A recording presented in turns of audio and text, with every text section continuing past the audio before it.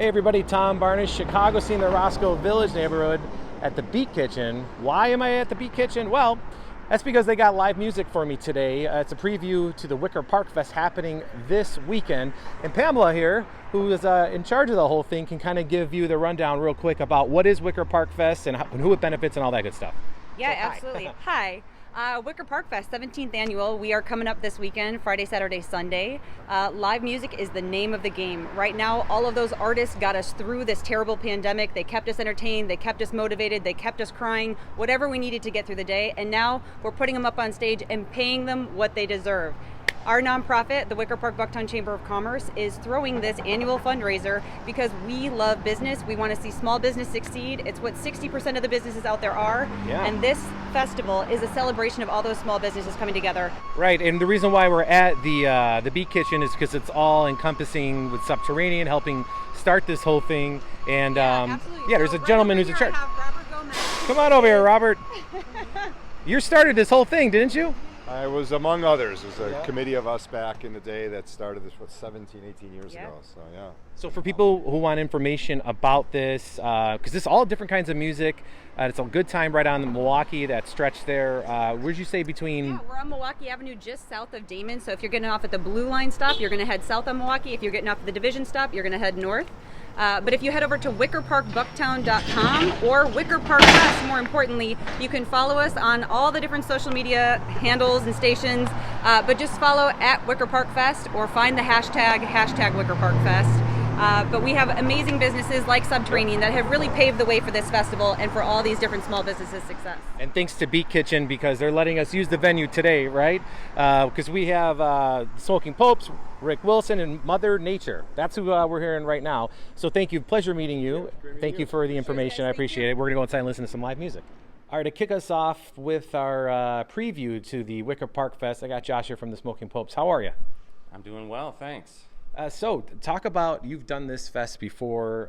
This is going to be your third time, I believe, right? Our third time. I can't remember which years we've done it, but yeah, we've done it a couple times. It's a good time. I got to imagine just getting back out and playing in front of a live crowd, and particularly in the Wicker Park neighborhood where there's just like just so much going on. It's got to be a thrill for you as much as for people to come and hear the live music, right?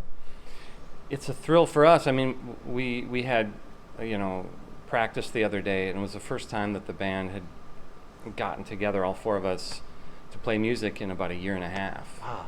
And it was kind of emotional. Was it kind of like going back to school after being off for like summer break? You know, that feeling you got as a kid, kind of seeing your friends for the first time, and then of course playing the music. I would say no, only because I hated school, and I always dreaded going back in the fall. But this was something that was, it was a wonderful feeling. It was like, an old friend. Like I've seen these guys, Sure. and talked to them. The two of them are my brothers. We've seen each other a lot, but for us to get together and start playing these songs again. It's like the songs themselves were old friends that I see. that we hadn't seen in a year and a half, and so it really felt good.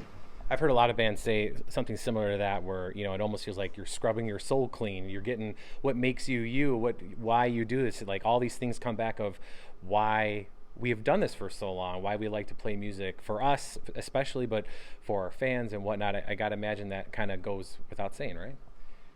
Yeah. This last, year and a half of imposed hiatus from music has been hard, which harder than I thought it would be, because at times in the past I've taken a break from playing live music, but I chose to do that. Sure, yeah. So to have that imposed on us really was not very fun, and I just missed it more than I even realized I would. Like I've come to kind of depend on playing music in front of people to be an essential part of who I am. It's like part of my soul. Absolutely. Like part of me was like dead, right? Yeah. for the last year and a half, and now to be able to do it. And I played.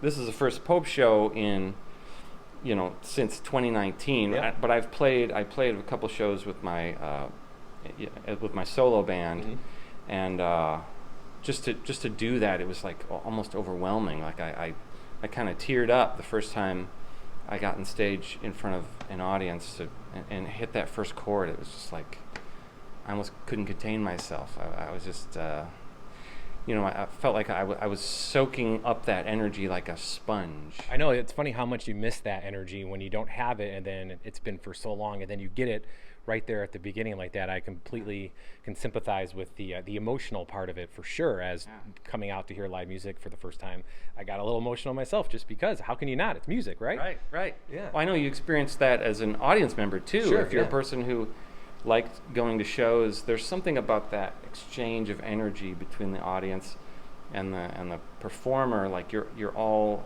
participating in this communal, transcendent thing. But if you do that a lot, it becomes a part of your life that it's life-giving to you, and we've all really missed it. Absolutely. And for people who want to find information about shows that you have coming up with the band, solo, what's the best place for people to come and find you? Okay. Well, I would direct people towards our website, except for we don't hardly update that at all, so Okay. it's not current. You should go to Twitter. It's smoking_popes, and on Instagram it's Smoking Popes Music, and you can follow us on Facebook. It's The Smoking Popes. Fantastic. Although, we don't officially have "the" at the beginning of our name. We had to do that on Facebook because somebody had stolen. Somebody already took. Yeah, thanks for them, right? Thanks, pirates. Yeah, how about it? So, what's the song that you're going to play for us right now? A little glimpse of what we can expect at the fest that you will be performing on Sunday night. It's a song called "Megan," which is from our album Destination Failure, and this is one that our fans really seem to like this one. So it always kind of works well acoustically, but we'll be playing it full band at the show. Awesome. Well, I'll get out of your way and I'll let you start. Thank you very much. Thank you. Yeah.